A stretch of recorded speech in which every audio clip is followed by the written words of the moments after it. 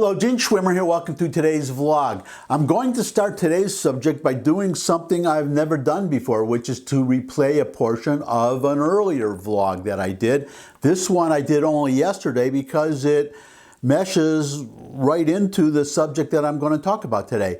Yesterday I was talking about taxes and John F. Kennedy, and I mentioned in talking about his position on taxes that he called for tax cuts, making him different from Democrats today. I'm not going to revisit that subject, but in the course of talking about that yesterday, I digressed to talk about my, well, you can see I'm no spring chicken here, about my being alive when JFK, John F. Kennedy, was assassinated.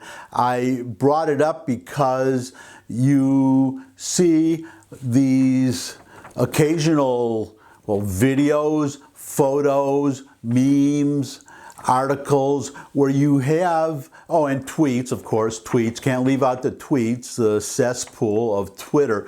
You have Democrats calling for violence against people they disagree with, and we're seeing it actually acting out in the streets of Portland and Minneapolis and Seattle. The list goes on and on, all these Democrat-run cities, but specifically calls to assassinate Donald Trump. They think they're being funny. They think they're being clever, the people who make these kinds of statements and write these kind of statements. So yesterday I took them to task over that.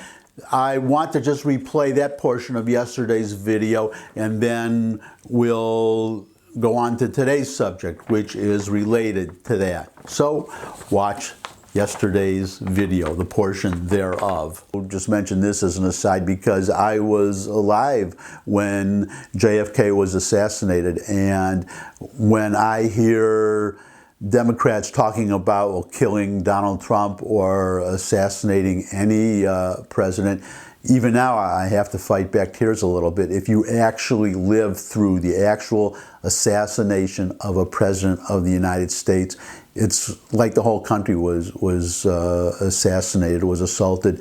You really have no idea what you're talking about. You have no idea what you're talking about. Welcome back.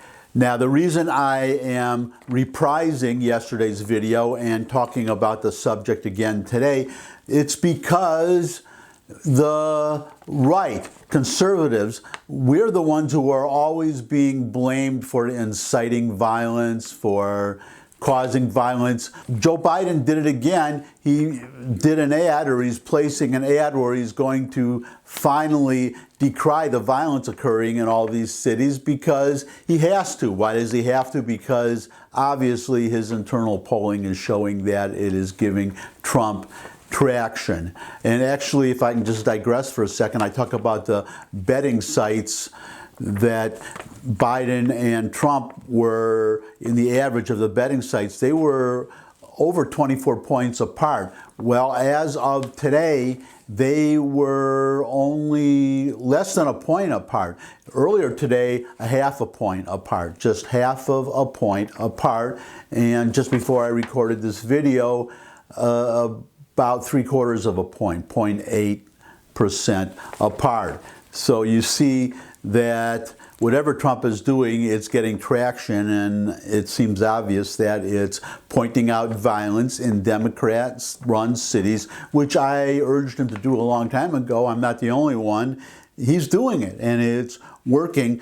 But even in jumping on the bandwagon, you have this, both sides, we have to condemn both sides, and we have Biden condemning violence, but not mentioning that these are all Democrat-run cities, not naming the cities, and not even uttering the word Antifa or Black Lives Matter. He just leaves them completely out, and Black Lives Matter, just for the record, to repeat again, they are not nonviolent protesters. They are violent Marxists who want to destroy this country. They want to destroy the government, overthrow the government.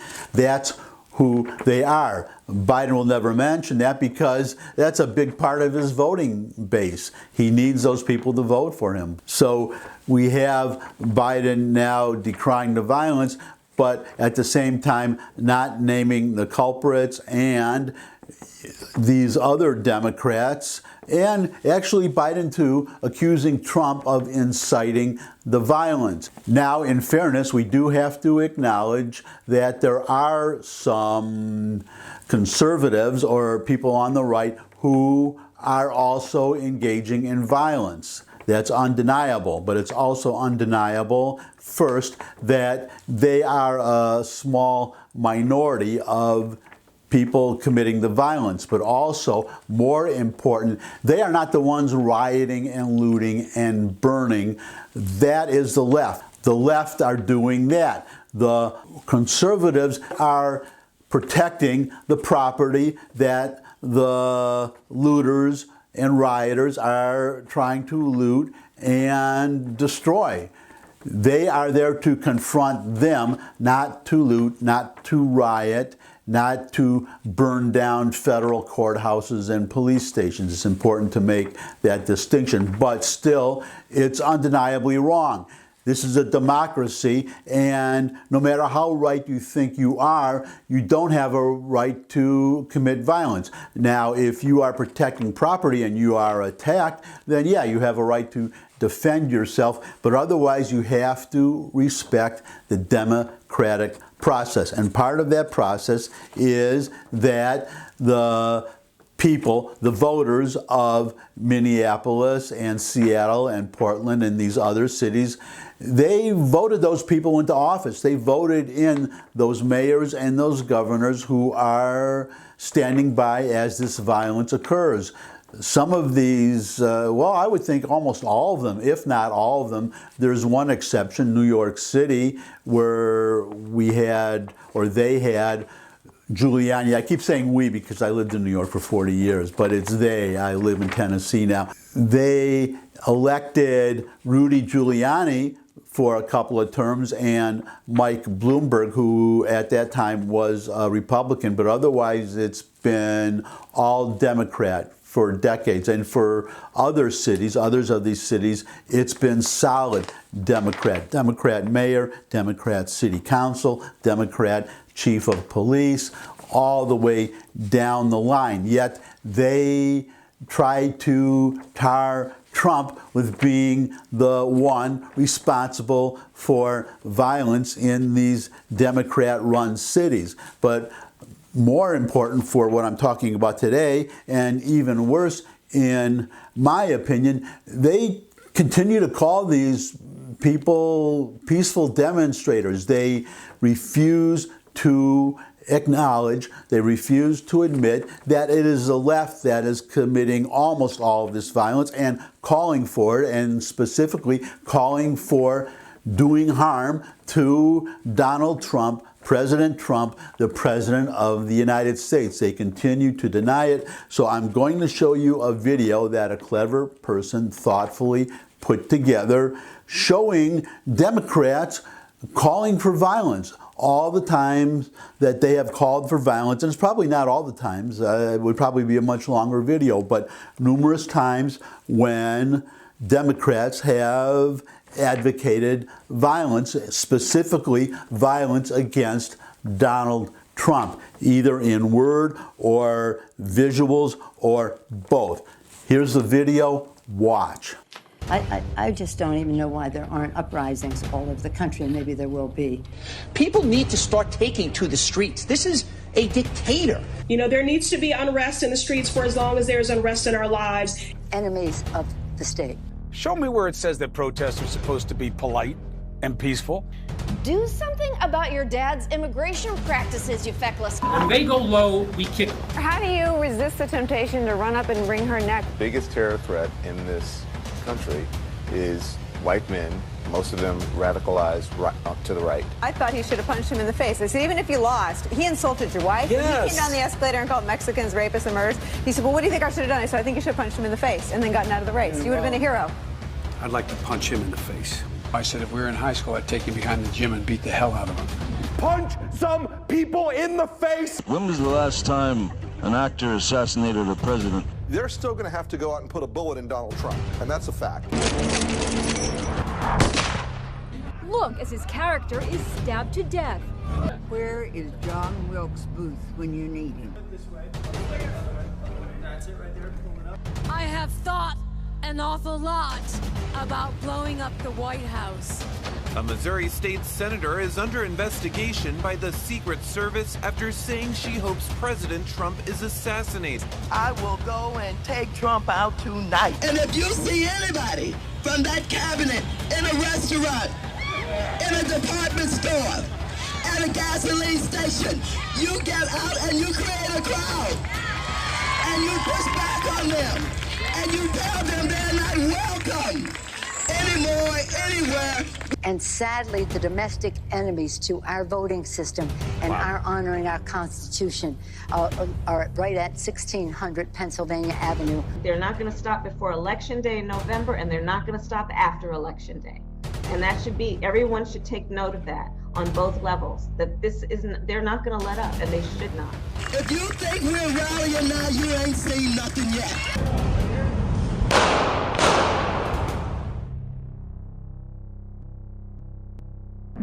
Welcome back. And now put that in your files, save that on your hard drive somewhere, and anytime somebody tells you that Democrats do not believe in violence, they do not call for violence, least of all against the President of the United States, you just send them that video.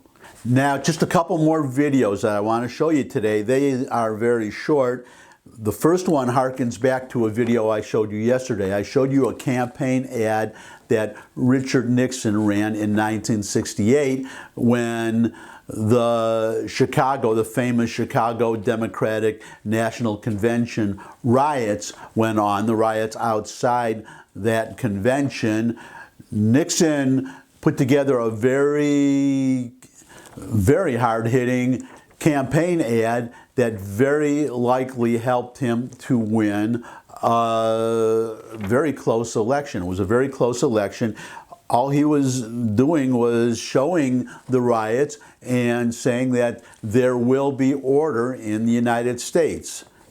Presumably, if he is elected, that was the obvious message. Well, Tom Cotton, Senator Tom Cotton, has been making his own ads. He's been running one in Wisconsin.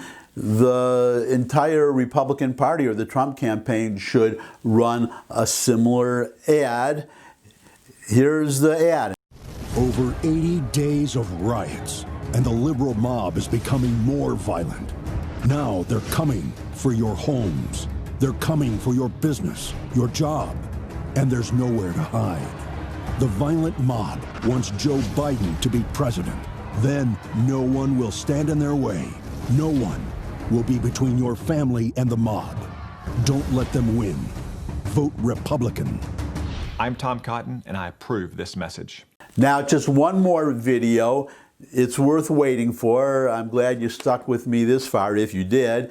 This one is funny, it's clever, it makes an excellent point. It's unrelated to what I've been showing you so far about Democrats claiming to be nonviolent, not to advocate violence against anybody, let alone against the President of the United States, Donald Trump. I just showed you that that is false. But there is another accusation that our Democratic friends have made, which is that conservative Republicans are liars, that they lie about what the Democrats intend to do if they get elected. The most recent example, Joe Biden, just a few days ago in Pennsylvania. He gave a speech. He said right out, no way to mistake what he said. He said, I am not going to ban fracking. He said it more than once, and he went on from there to say that I am not going to ban fracking no matter how many times Donald Trump lies about it. Something like that, something along those lines. I may be paraphrasing, but some clever, helpful person put together a little video, a split screen, showing Biden saying what he said a few days ago, juxtaposed with earlier videos of him saying the opposite, saying unmistakably that he would ban fracking. Watch. I am not banning fracking. Let me say that again. I am not banning fracking, no matter how many times Donald Trump lies about me. Like, what about, say, stopping fracking and stopping new pipe? I am not banning fracking, no matter how many times Donald Trump lies about me. There's no question I'm in favor of banning fracking. I am not banning fracking, no matter how many times Donald Trump lies about me. No new fracking, no matter how many times Donald Trump lies about me. We are going to get rid of fossil fuels. No matter how many times Donald Trump lies about me. Would there be any place for fossil fuels, including coal and fracking, in a Biden administration? No, we would work it out. We would make sure it's eliminated. And there you have it, two examples of Democrats being their usual disingenuous selves. First, they accuse Trump of inciting violence while denying that they incite violence themselves. I just showed you that is false. And Joe Biden saying that he has no intention of banning fracking when I just showed you that that too is false. And now you can show me something. You could show me a thumbs up if you like this video. You could also share it with anybody who you think would also like the video. You can put comments in the comment section below the video, questions, suggestions for future topics. You could subscribe. I love getting new subscribers. But most of all, come back and see me again. I look forward to seeing all of you again. And until I do see all of you again, bye.